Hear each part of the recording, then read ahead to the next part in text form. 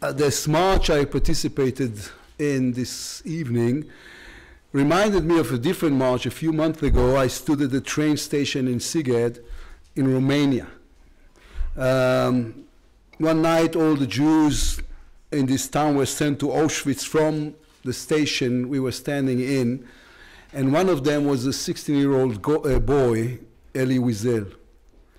Immediately upon arrival at the camp, his mother and younger sister were murdered, and Eli survived and became an author and eventually Nobel laureate. And I traveled to Sighet because that day the train station was renamed after Eli, and I represented the state of Israel. And from the makeshift stage facing the children of the city, I read Eli's own words. Eli said once, "The opposite of love is not hate, it's indifference. The opposite of art is not ugliness, it's indifference. The opposite of faith is not hearsay, it's indifference. And the opposite of life is not death, it's indifference." And I want to start by thanking you all for not being indifferent, for the fact that you've decided to take a stand.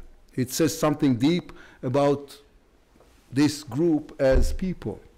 To be a moral person requires not only the positions you express, but also the facts on which you based your positions. It's always been true, but in the world of Facebook and Twitter and Instagram, it is truer than ever. We live in an age dominated by teams of hackers operated by foreign powers and by the propaganda of networks, and those who support BDS do not hesitate to lie. So your willingness to fight for the truth is worthy of our admiration, and the State of Israel is grateful to you all. As an organization, Naffo has committed itself to knowledge. We live in an era in which people prefer opinions over facts. No one has the patience to study the big picture. They make do with a photograph they flashed up on the Facebook pages. In the past weeks, we've been dealing with this once more in Gaza. Again, people are sitting and staring at the TV stations and seeing images. On the one side, they see soldiers, on the other, injured civilians. And automatically, they decided that the soldiers are the ones to be blamed. You and I know better. You and I know that in 2005, Israel left Gaza.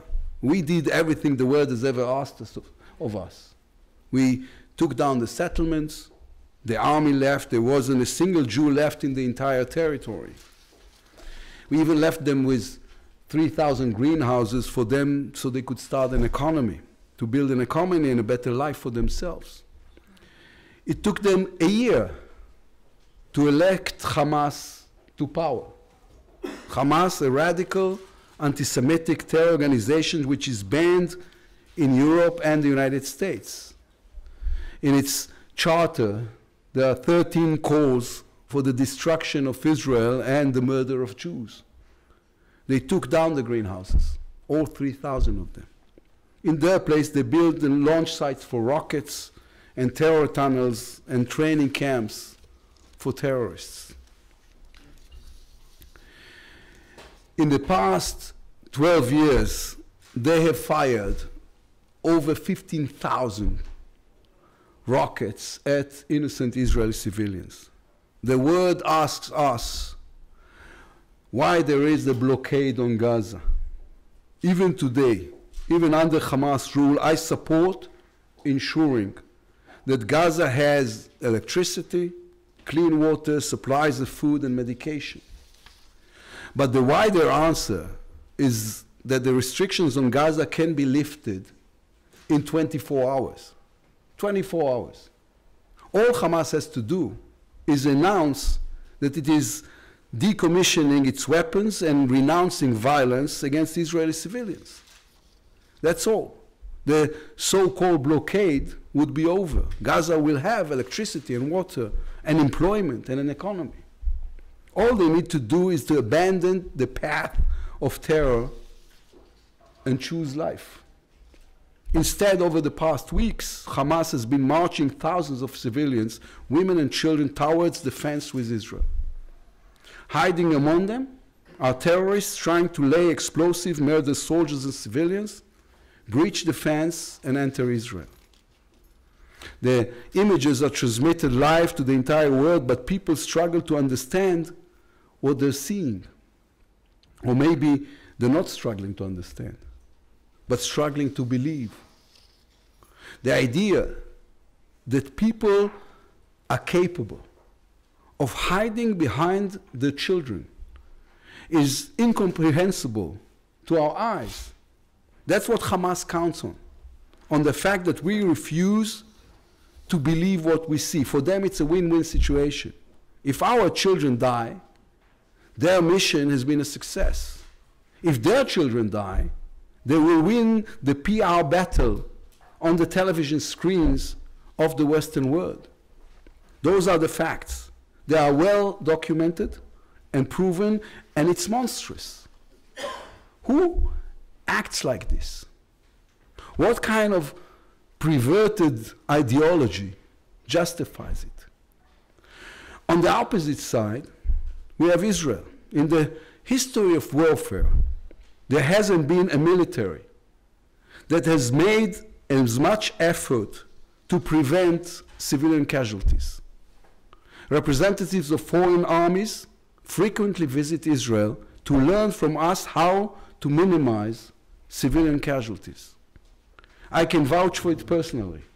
In 2014, during Operation Protective Edge, I was a member of Israel's security cabinet.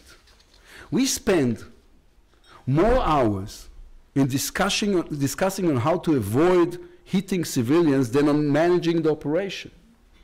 Again and again, Israeli planes were turned around in mid-fight without carrying out their missions because we identified civilians on the ground. Again and again, Israeli soldiers risked their lives because of strict orders to do everything to prevent putting civilians at risk. The situation today is similar. Mistakes still happen. Civilians are unfortunately still hit. These are not sterile laboratory conditions. Hamas terrorists are running on the fence and explosive devices are set off and burning tires creates smoke screens.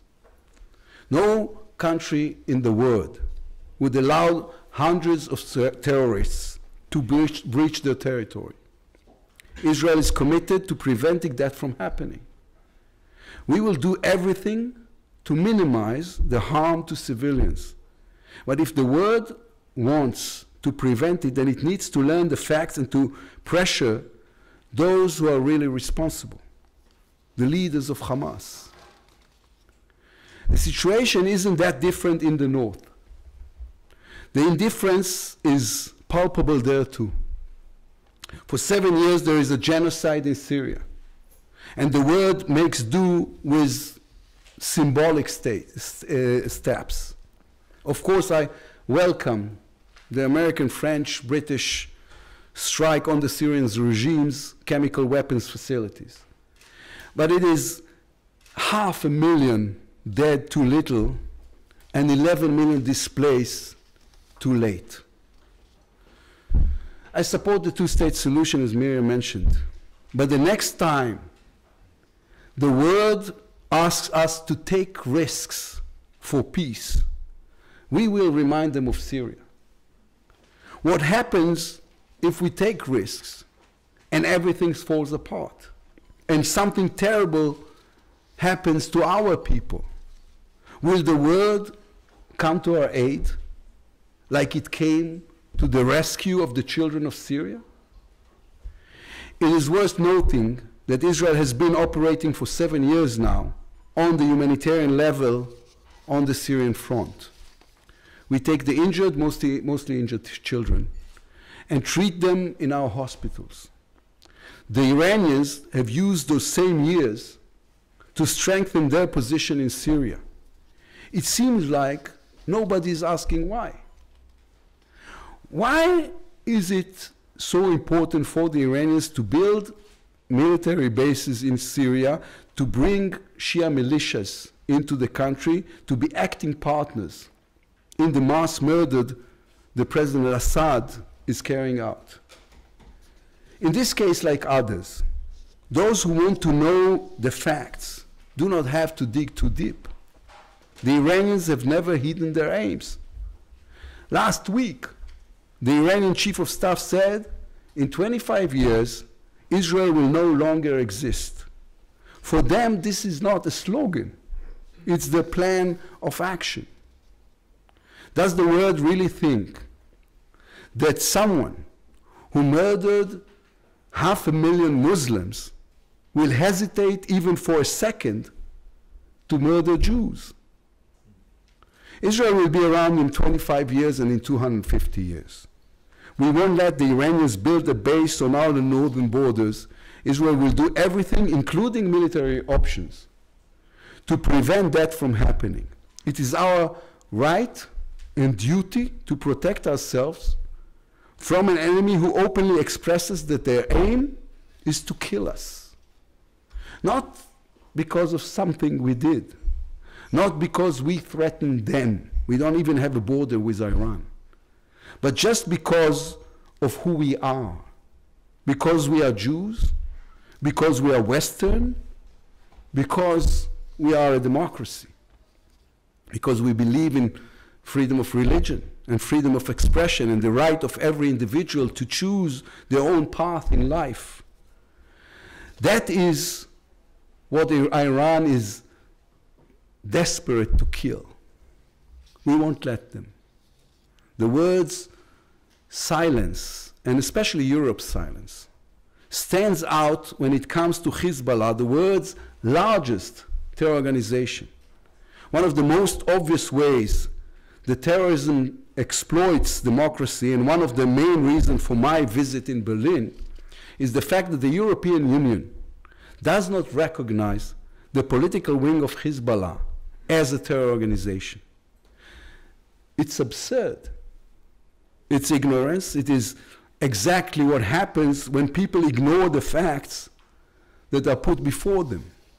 It is also irresponsible behavior by the EU officials who buy the lies of terrorist organizations instead of analyzing the intelligence information presented to them on a daily basis.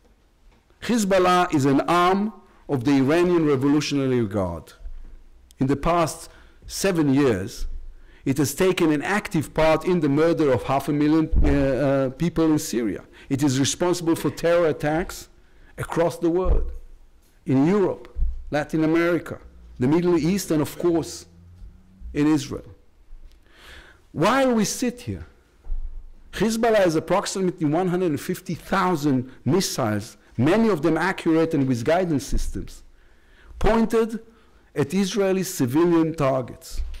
Hezbollah doesn't have a political wing and a military wing. It's the same organization. All the intelligence agencies concur. The Arab League proscribed Hezbollah, a terrorist organization, over 2 years ago, in March 2016. The United States Congress, based on American intelligence reports, decided the same. In fact, the answer lies even closer to home. Hezbollah says so. Sheikh Hassan Nasrallah, the leader of Hezbollah, said it again and again.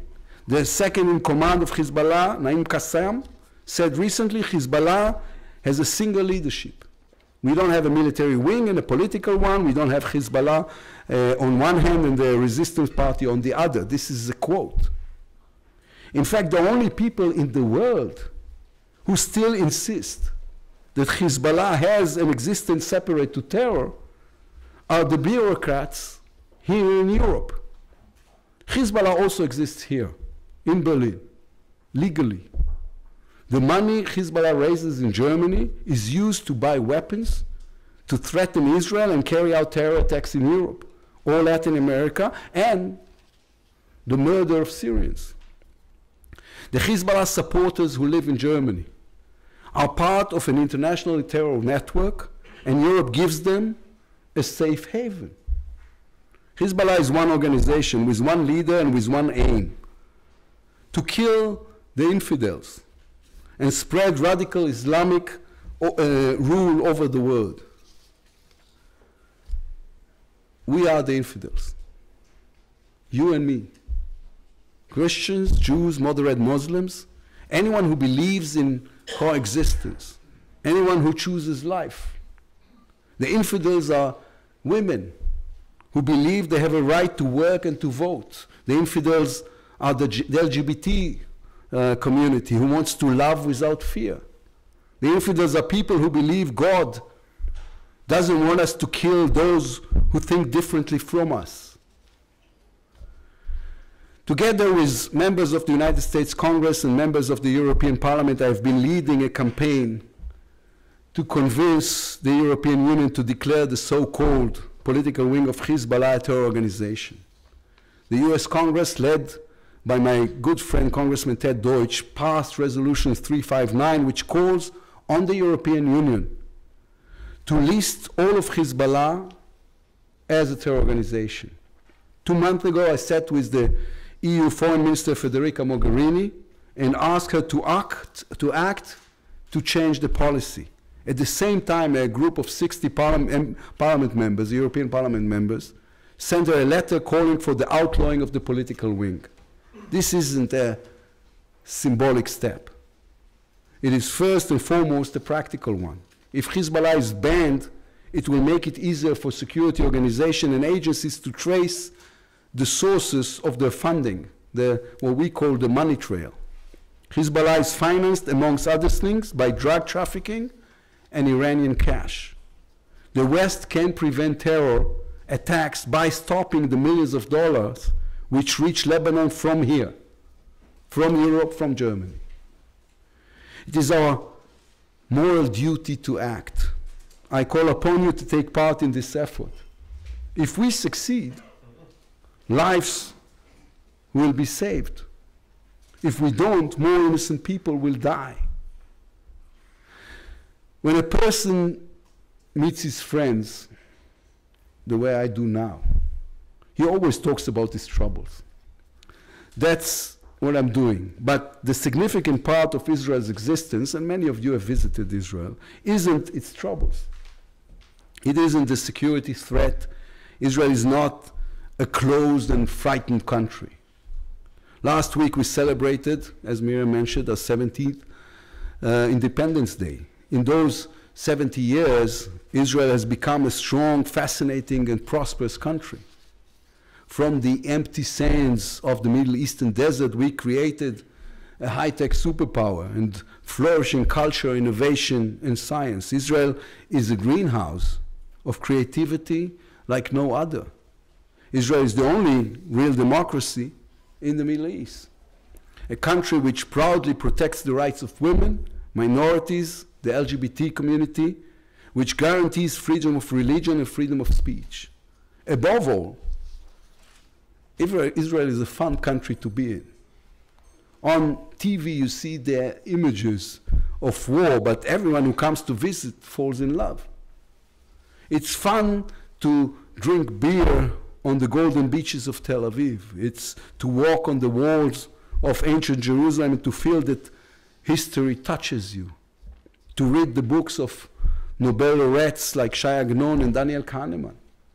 To sit with brilliant young people in Beersheba and hear from them how the startup nation is inventing the next USB key or the next Waze, so that Israel can continue to be a country where it's fun to live. It has to protect itself, but protecting ourselves is not our sole aim.